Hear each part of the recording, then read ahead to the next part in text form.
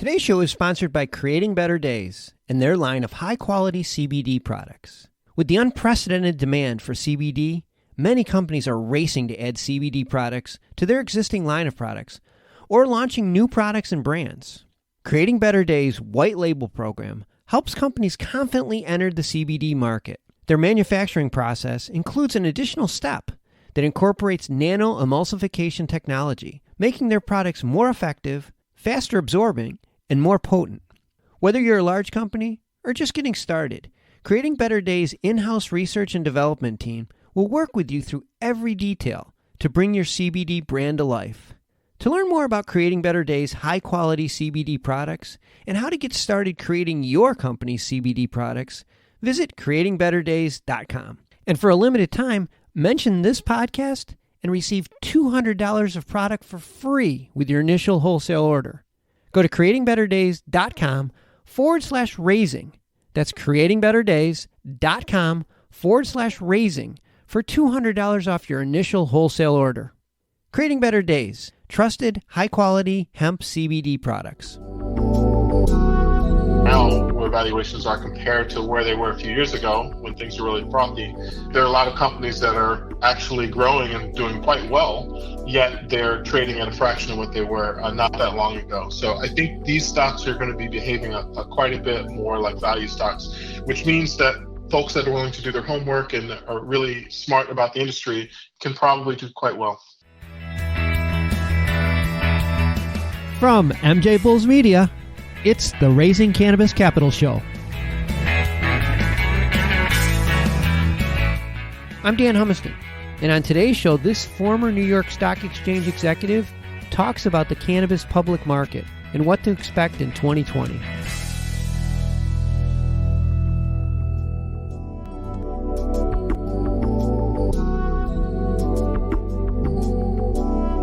Today in Raising Cannabis Capital, as a prelude to the Investor Spotlight Series, which starts on Thursday, we are joined by Garvis Toler, President of Data Services at Helix TCS. Garvis, welcome to the show.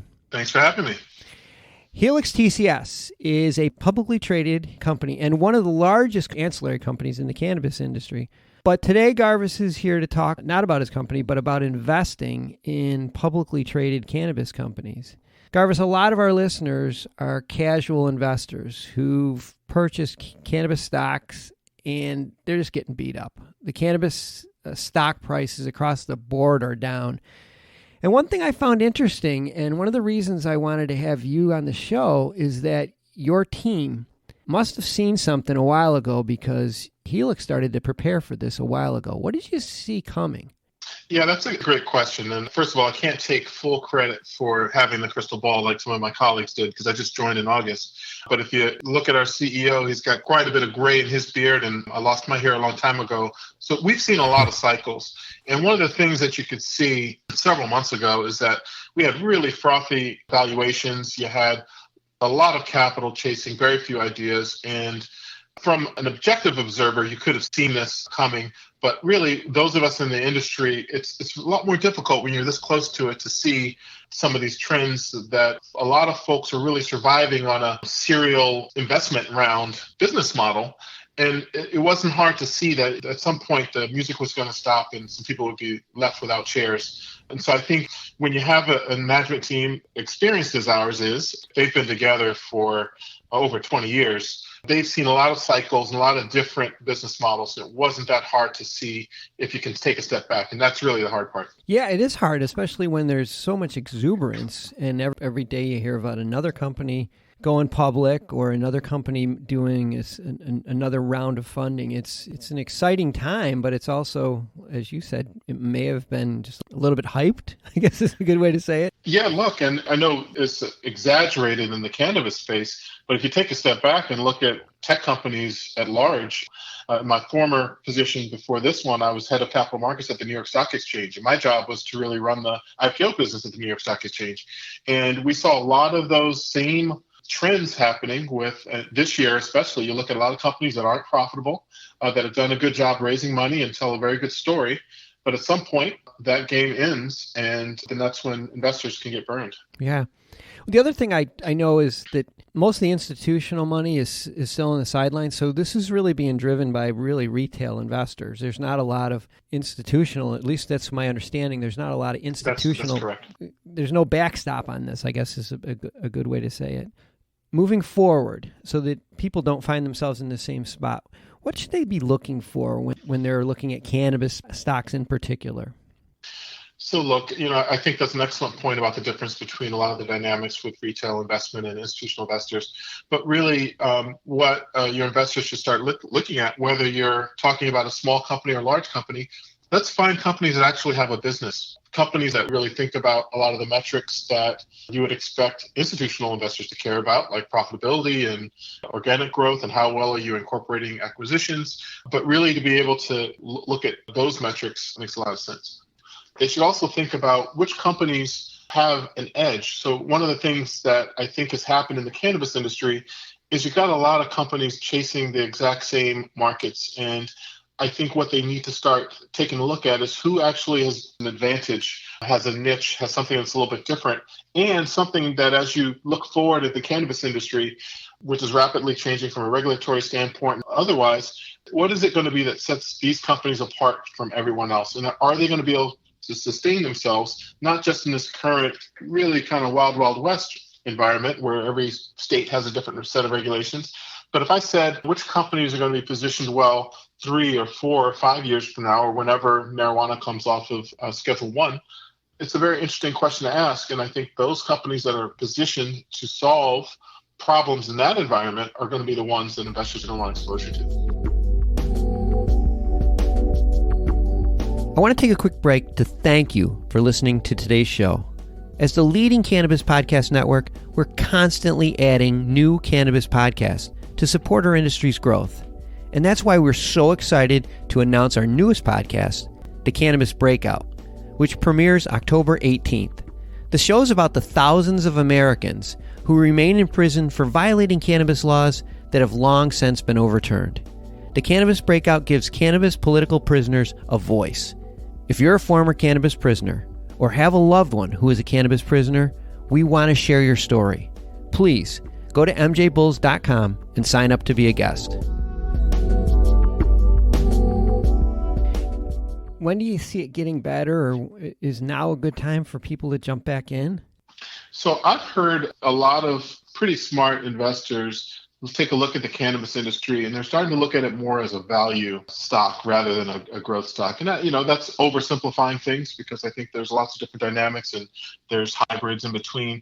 But really, when you think about how far a lot of these valuations have gone, we could probably pick some very good companies that when you look at their financial performance right now, where valuations are compared to where they were a few years ago when things were really frothy, there are a lot of companies that are actually growing and doing quite well, yet they're trading at a fraction of what they were not that long ago. So I think these stocks are going to be behaving quite a bit more like value stocks, which means that folks that are willing to do their homework and are really smart about the industry can probably do quite well.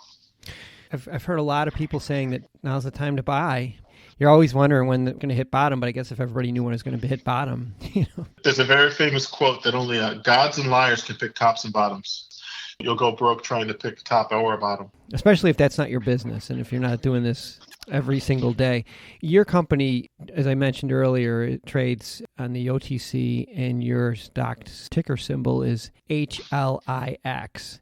And like everyone else's stock, you guys also took a hit, but within your company, you have viable companies with viable products, so you're able to weather this. You're not living on ether.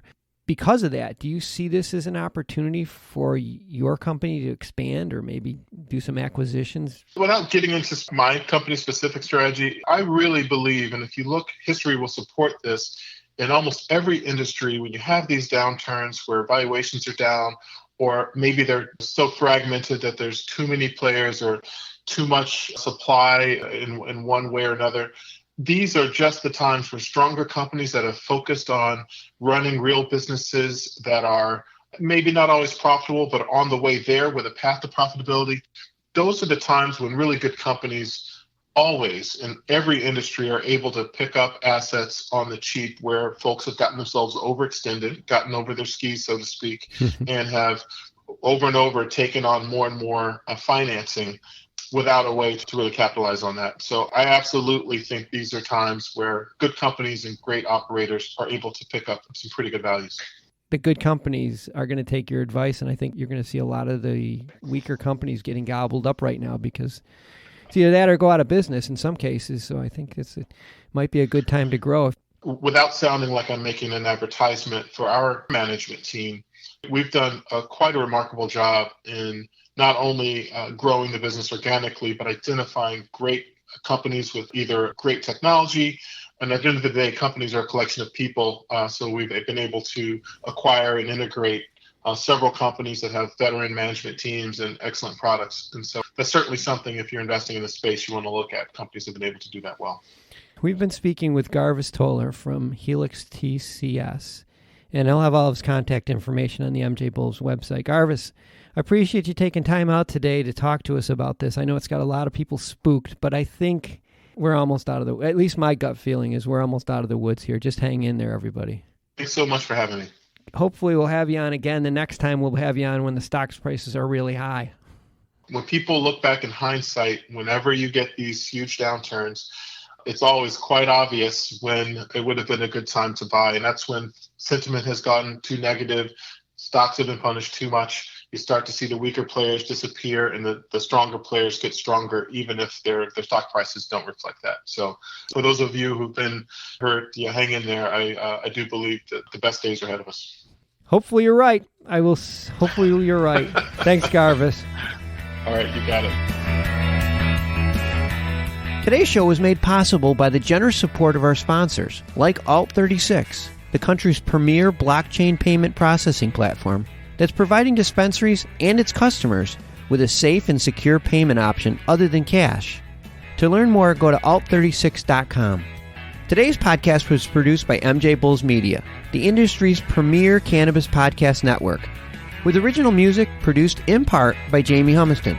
I'm Dan Humiston, and you've been listening to the Raising Cannabis Capital podcast.